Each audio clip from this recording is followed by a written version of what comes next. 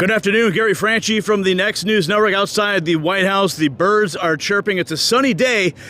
Well, back there, President Trump is taking a sledgehammer to the corrupt education system that's been failing America's children for decades. But something is happening in Illinois that could challenge President Trump's plans.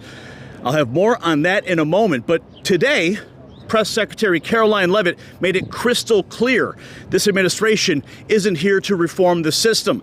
They're here to dismantle the entire broken bureaucracy and put power back where it belongs, with parents, teachers, and local communities.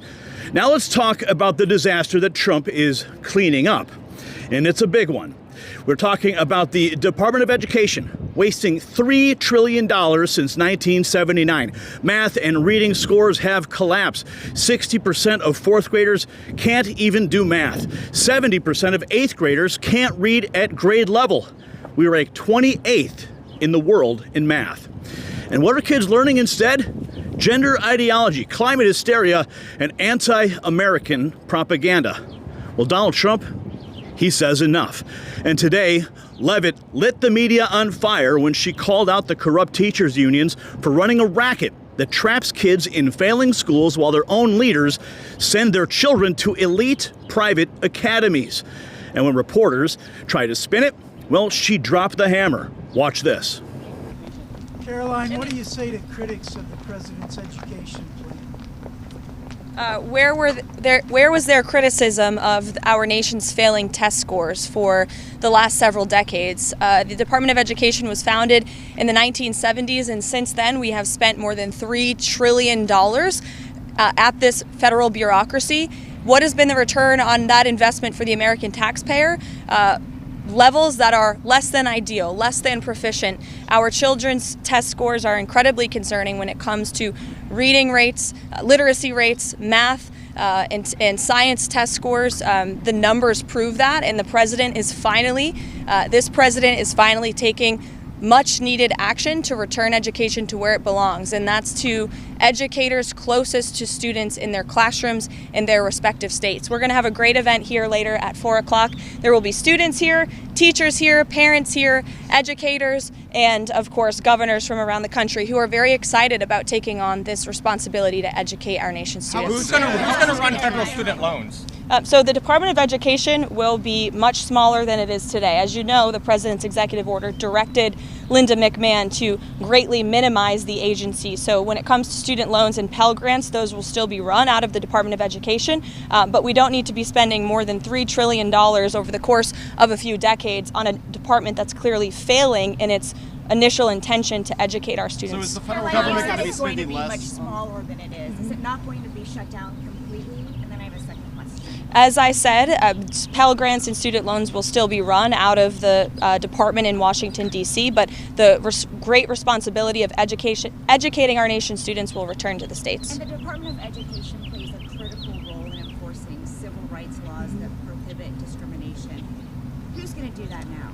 Any critical functions of the department, such as that, will remain. But again, we're greatly reducing the scale and the size of this department. Boom, there it is.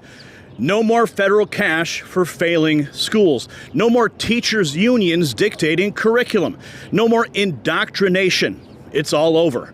And get this, Trump is pushing for the largest school choice expansion in U.S. history. He wants parents to decide where their kids go to school, not union bosses or D.C. bureaucrats. But here is the problem. Are you ready for this? The leftist tyranny, it persists. Illinois is advancing HB 2827, a bill that would force private schools and homeschooling families to register with the state, submit medical records, and comply with state mandates under threat of fines, jail time, and even child protective services. That's right. If you don't bow to the regime's education demands, they will come after your family. Now, this flies right in the face of long-standing Supreme Court rulings that protect parental rights. And if Trump is returning education to the states, then his administration must ensure that states don't use that power to trample federally recognized rights, especially for homeschooling families in private schools. Now, some radicals who push gender ideology, CRT, and anti-American filth into public schools, they now want to dictate what private and homeschool families do inside their homes. This is about control. This is about crushing school choice and making sure no child escapes the indoctrination machine. And here is the kicker. HB 2827 won't improve education at all, not one bit. It's just a power grab to bring independent families under the state's boot. If Trump's plan is to dismantle federal overreach, then he also needs to stop state-level tyranny, because if they can force your kid into a failing school or punish you for homeschooling, then education freedom is absolutely meaningless. Parents must be in charge, not bureaucrats, not the state, and definitely not the radical left. Trump is fighting back, but he needs to hear from you. Share this, repost this, and it's time to get loud. Homeschooling families, private schools, everyone needs to know exactly what is at stake. I'm Gary Franchi with the Next News Network, outside the White House on this beautiful day, bringing you the news they refuse to cover.